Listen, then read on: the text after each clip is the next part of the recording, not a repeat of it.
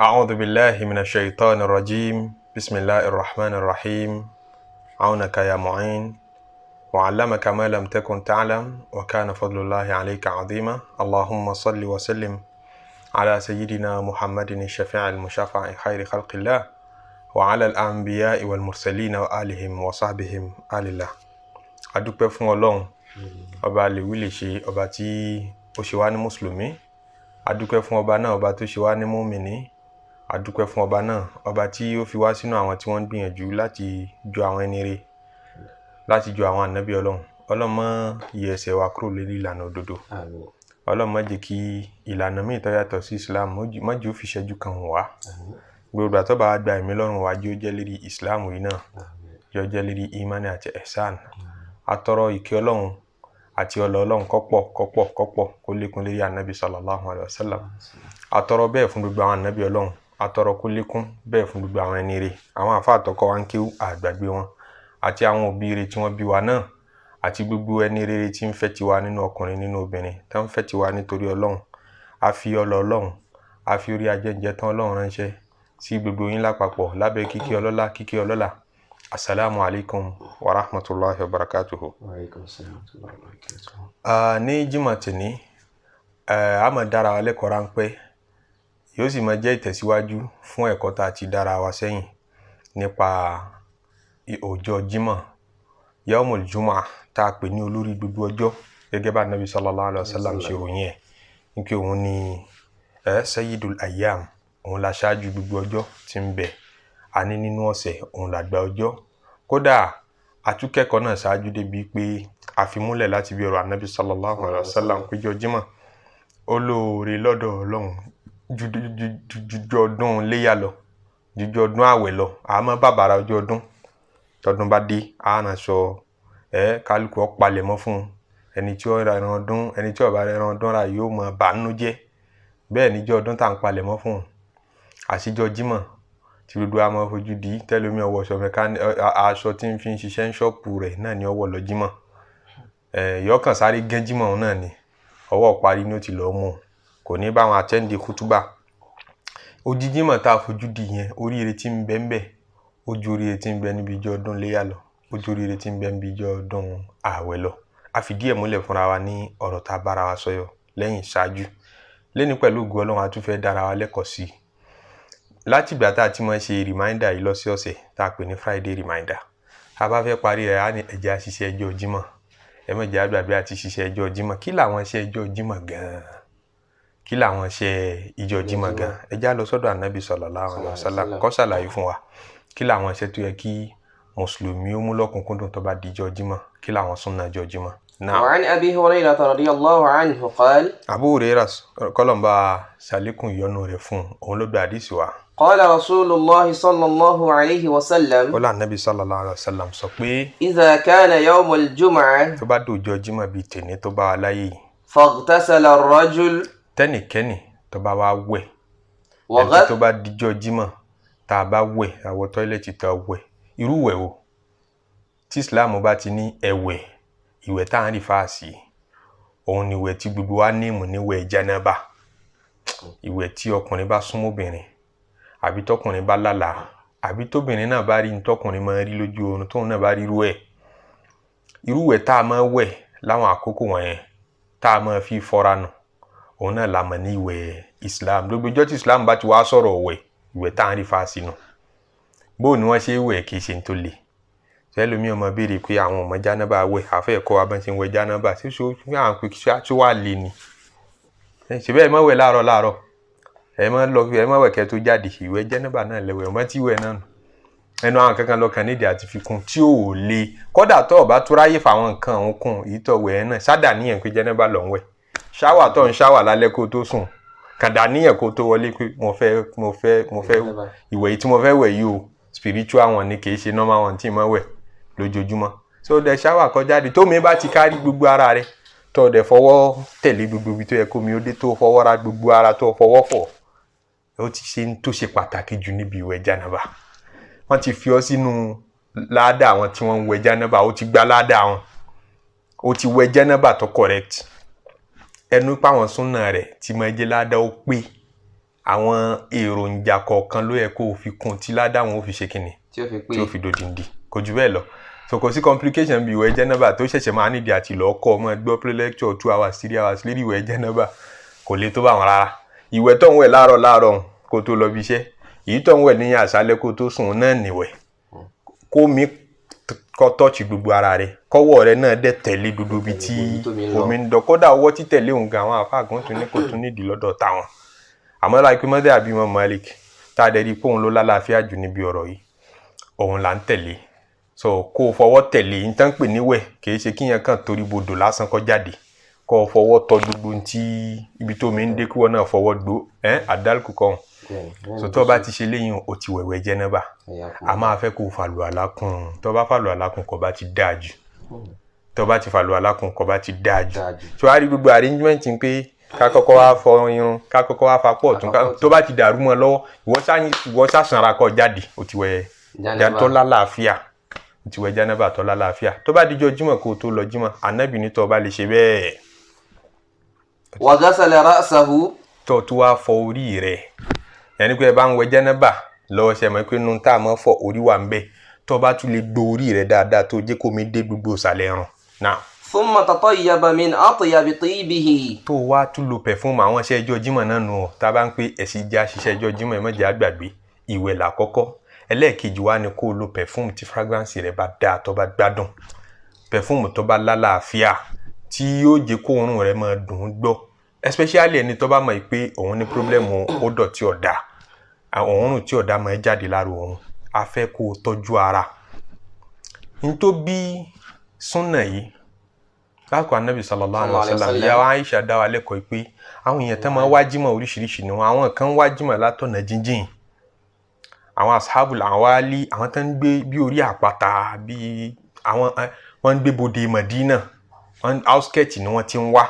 mọ́sálásí kan tí gbogbo wọn ti wá kíjímọ̀ náà ni wọ́n ń wá kíjímọ̀ lásìkò Ànábì sallallahu alaihi wasallam tani ò ní fẹ́ kírun lẹ́yìn Ànábì nígbà tí wọ́n bá wá dé òógùn àti stress tán bá bọ̀ yóò wá fa kí àwọn òórùn kan máa jáde lára wọn tí ó jó òórùn kórìíra ibi tẹ́rò bá dẹ̀ fẹ́ pọ̀ sí tẹ́ bá ń gbọ́ òórùn tí ó dùn mọ́ yín bẹ́ẹ̀ yóò máa kó yín ríra àti máa attend Ànábì sallallahu alaihi wasallam sì kórìíra òórùn tí ó dáa Ànábì ní hubbiba ilayya min dunyakum ṣé sàlátù kọ́ ni nǹkan mẹ́ta kan bẹ tí mo nífẹ̀ẹ́ tí wọ́n fìfẹ́ rẹ̀ sí mi lọ́kàn nú ayé ọ̀dà kò obìnrin ọwọ́ adá kọ kí òyìn máa lo pẹ̀fúmù tó bá dáa Ànábì kúndùn ẹ̀ gan-an Ànábì kúndùn pé pẹ̀fúmù wọ́ ló dáa jù tùràrí wo ló dáa jù Ànábì máa fi sára dúdú rẹ̀ sallallahu alaihi wasallam kì í sì fẹ́ kó wọn máa gbọ́ òórùn tí ó bá dáa Ànábì wa ni tẹ́ bá ti ń bọ̀ wá jímọ̀ ẹ máa wẹ̀ ṣe mọ̀ pé gbogbo ìgbà náà ayé ò tí ì dá ayé irú tiwa à ń wẹ̀ lójoojúmọ́ yìí ìwẹ̀ kan lọ́sẹ̀ kódà ìwẹ̀ kan láàrin ọ̀sẹ̀ méjì ó sì pọ̀ ní Russia wọ́n ti lajú bẹ̀tì kìí ṣe pé wẹ́dà wọn tó bá ti dàsíkò wíńtà wọn tí gbogbo nǹkan ti di yìnyín òógùn ọ̀jáde lára wọn wọn yìí rí reason láti wẹ̀ lára àwọn lè mọ́ dọ̀tí fúnjọ́ mẹ́wàá ó common tí wọn kàn ní wẹ̀ kálukú sì mọ́ lọ bí iṣẹ́ tí wọ́n máa wálé padà so ibi tí wọ́n ń gbé lásìkò Ànábì sallallahu alaihi wasallam ilẹ̀ desert ilẹ̀ tí wọ́n gbóná ni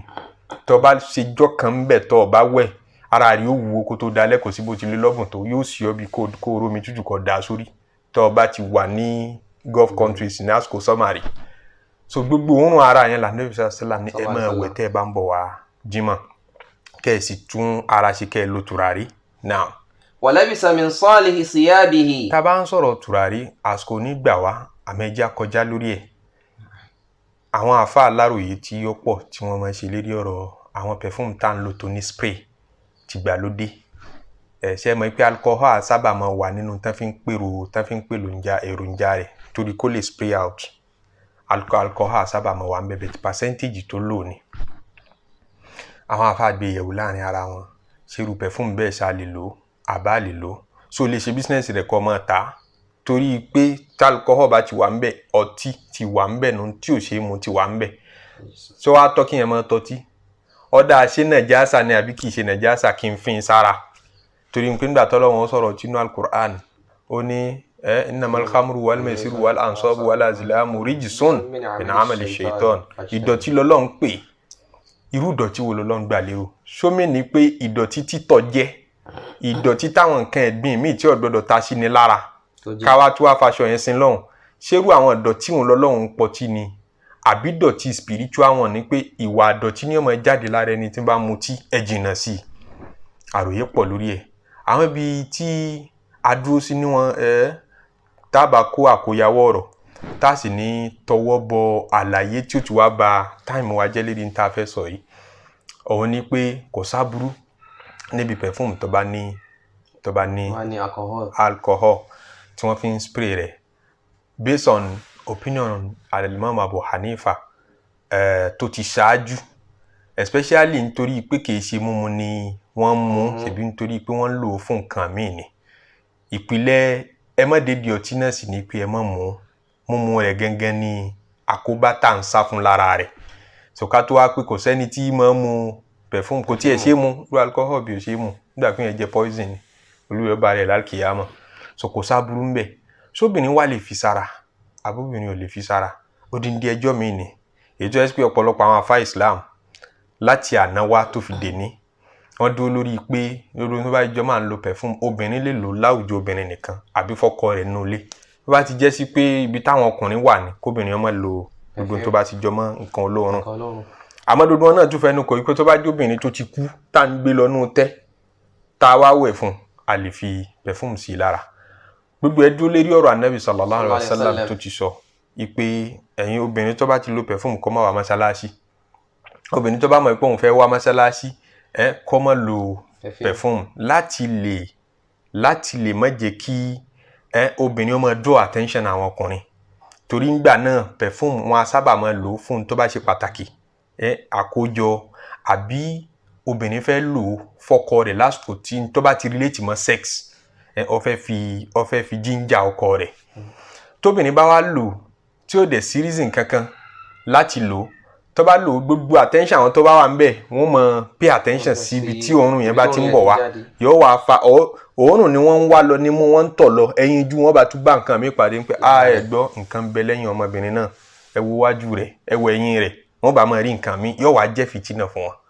nítorí fìtínà tọkùnrin ọmọ rí yẹn afẹ́ gbogbo tí bá ti ń jọmọ́ kóbìnrin ọmọ dọkùnrin láàmú kódà kọkùnrin gan mọ́ da obìnrin láàmú afẹ́ nínú Islam so tó bá ti wá jẹ́ yẹn ni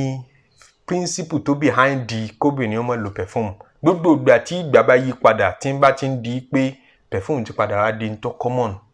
àtọkùnrin àtobìnrin kálukú ń lò ó tí ò sí intention pé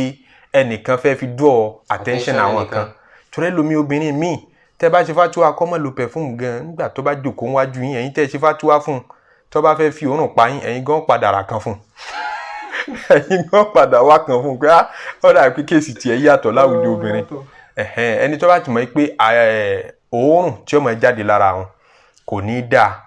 kò ní dùn kó wọn ó bora àwọn láṣìírí perfume tí òórùn ni ò bá ní lágbára jù ẹ̀ pé perfume yàtọ̀ síra wọn àwọn kan bẹ ọmọ strong gan ẹsùn tó bí ilé wọ́ọ̀bì kan gbogbo yín yọ̀dà láàmú àfẹ́rù ẹ̀ fóbìnrin àmọ́ ìtọ́ bá mọ níwọ̀n kódà ọṣẹ ìwẹ̀ nígbà míì tíyẹn bá fi wẹ̀ tóbìnrin bá fi wẹ̀ òórùn fragrance rẹ̀ ó ṣẹ́kù lára ẹ̀ nígbà tó bá padà tún jáde tó bá mọ́ra tán àbọ̀ṣẹ tó fi para àbọ̀ṣẹ para àbí yìí tó fi fọ́rán so bẹ́ẹ̀ lọ àwọn ìyẹn wọ̀nyẹn tó bá ti mọ ní simple one tó jẹ́ soft perfume a rò pé kò sábúrú ń bẹ níbàámu pẹ̀lú fundamental principle tó behind the kóbìnrin ọmọ lo perfume yẹn ká fi sá fún fìtínà tá a bá rí i pé fìtínà yẹn ò ní í ṣẹlẹ̀ gẹ́gẹ́ bí etí ìṣẹ̀lẹ̀ níbi tó gbin ní tá a bá ń gbé lọ tẹ́ tá a padà fi da perfume sí lára pé kò sẹ́ni tí ó ṣàlùwọ̀n ó bókù obìnrin sùn a rò pé kò sábúrú ń bẹ so tó bá dijọ́ jímọ̀ obìnrin tó bá rò pé òun fẹ́ lọ jímọ̀ kò sí dandan fóbìnrin tó bá rò pé kóun ó lọ jímọ̀ tó bá ní perfume kékeré kan tí èsì yìí tí ó máa da àwọn ọkùnrin láàmú tó fẹ́ lò òun náà lè lò ó náà. ولبس من صالح ثيابه. tó bá tún wá dijọ́ jímọ̀ nínú iṣẹ́ ìjọ́ jímọ̀ ní ká wọ èyí tó bá dáa nínú aṣọ ìyẹn kan wá ìhájà nínú aṣọ tó ń bọ̀ wá tó ń wọ̀ bọ̀ wá látijọ́ Wednesday tó wọ́n Thursday tó bá dijọ́ jímọ̀ wọ̀ èyí tó dáa jù lọ mọ́ tọ́jú aṣọ fọ́dún léyà ọ̀ ń tọ́jú aṣọ fọ́dún àwẹ̀ ọjọ́ jímọ̀ tá a wá lólóore jújọ́ méjèèjì yìí lọ ọ̀ wá ń wọ aṣọ tó ń wọ̀ láti ṣọ́ọ̀bù náà lọ wá sáré wọ̀ lọ jímọ̀ ó yẹ kó lè máa pààrọ̀ aṣọ tó bá di àsìkò jímọ̀ náà. ثم خرج إلى الصلاة. Ànábì ní tó bá lè ṣe dúdú kinní wọ̀nyí nínú ẹgbàá wa mìíràn tí mo Mùsùlùmù ní lọ́dọ̀ rẹ̀ pé kó o tún fọyín kó o tó lọ síwák nǹkan fọyín kó o tó lọ dandan kọ́ ni kó jẹ́ síwákò ní pákó nke pákó ó lè má jẹ́ yẹn nìkan ìgbà ti yí padà ìgbà tún sì develop so kó fọyín kó lo toothpaste náà o ti ṣe súnà kó fọyín tó o bá ti ṣe yẹn náà o ti mú súnà jọ ìkànnì àwọn ìṣẹ́jọ́ jímọ̀ ló ṣe wọn. ثم خرج إلى الصلاة. gbogbo àwọn kinní wọ̀nyí iṣẹ́ ládàá ni o kì í ṣe fáàrí lásán nítọ́lọ́run fi kí àwa mùsùlùmí nù a máa ṣiṣẹ́ ìmọ́tótó a máa ṣiṣẹ́ fáàrí a sì tún máa gba ládàá lérí ẹ̀ Ànábì ní tó bá ṣe dúdú ẹ̀ tó bá jáde láti lọ kírun. ولم يفرق بين اثنين. àmọ́ tó bá tún lọ kíyèsí nǹkan kan o nínú iṣẹ́ ìjọ jímọ̀ lọ́wọ́ la tufarriq bayna ithnayn àwọn ò ní dé jímọ̀ kó wá rí kó máa wọ̀n kó jókòó níwájú bóyá nítorí pé òrùpó ṣe pàtàkì àbó òrùpó lọ́jọ́ orí kó wá rò pé wájú láàyè rẹ̀ kó máa wá la àwọn èèyàn kọjá báyìí kó máa tẹ̀ wọ́n lọ́gọ́rùn takhatiri qabin nas kí inú tíyẹn lè fi ṣe lọ́hùn níjọ́ jímọ̀ lọ́wọ́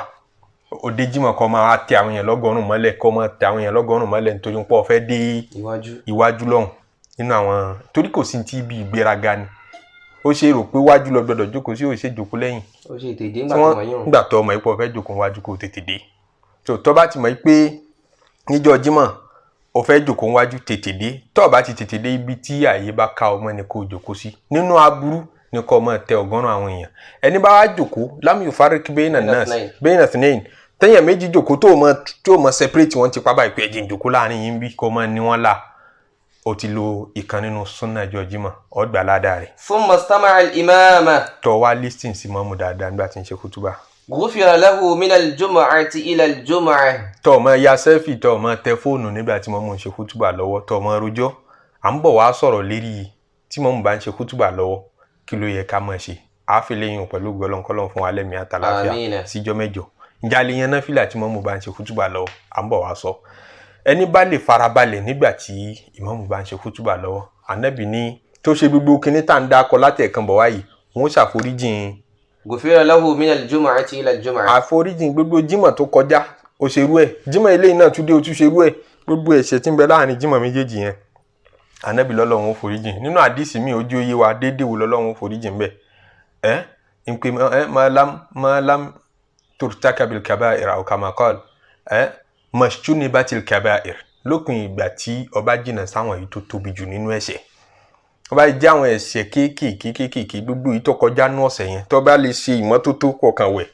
kó fọyín kó wọṣọ tó dáa kó lo perfume kó tètè dé jímọ̀ tó bá lè ṣe wọ́n sì mọ forí ẹ̀ṣẹ̀ rẹ̀ jiyàn. وزيادة 3 أيام. àtijọ́ mẹ́ta tó tún lé lérí ọ̀sẹ̀ wọ́n forí rẹ̀ jiyàn kalẹ̀ náà. أن رسول الله صلى الله عليه وسلم قال. àdìsí mi tún ní Ànábì sallallahu alaihi wasallam Abu Hurairah náà lọ́gbà wa ó lá Ànábì sọ pé. من اغتسل يوم الجمعة. ẹni bá lè wẹ̀wẹ̀ jímọ̀ ta ṣàlàyé lẹ́ẹ̀kan. غسل الجنابة. tó wẹ̀ bí yẹn ṣe wẹ̀ jẹ́nẹ́bà. ثم راح في الساعة الأولى. tó wá tètè dé jímọ̀ àmọ́ dídé rẹ̀ sí jímọ̀ kò tó wá jí ọpẹ́ nínú iṣẹ́ ìjọ jímọ̀ nù nínú iṣẹ́ ìjọ jímọ̀ ni pé mọ̀pẹ́ tó fi lọ jímọ̀ àkókò tí wọ́n ń bẹ níjọ́ jímọ̀ Ànábì sallallahu alaihi wasallam wá dá sí márùn fún wa ẹ tí ń bẹ ká tó lọ jímọ̀ ni o tó a dì sí mi ń bẹ tá Ànábì sallallahu alaihi wasallam fún wa ní àkókò tí ń bẹ ní gbogbo ọjọ́ jímọ̀ oní méjìlá ní ń bẹ ní gbogbo ọjọ́ jímọ̀ yẹn ni pé dé jímọ̀ méjìlá ní bẹ́ẹ̀ bẹ́ẹ̀ tó tí ń túmọ̀ sí pé náìtì rẹ̀ náà méjìlá lòun náà jẹ́